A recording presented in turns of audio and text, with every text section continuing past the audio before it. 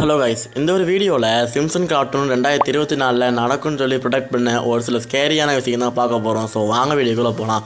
நம்மளுக்கு முதல்ல இருக்கிறது ட்ரம்ப் ஷூட்டிங் இஷ்யூ. ட்ரம்ப் பிரச்சாரத்தில் இருக்கும்போது ஒரு ஷூட்டர் பண்ணால் ஷூட் பண்ணியிருப்பார். ஆனால் அவர் நூலிலே பண்ணால் தப்பிச்சிட்டாரு.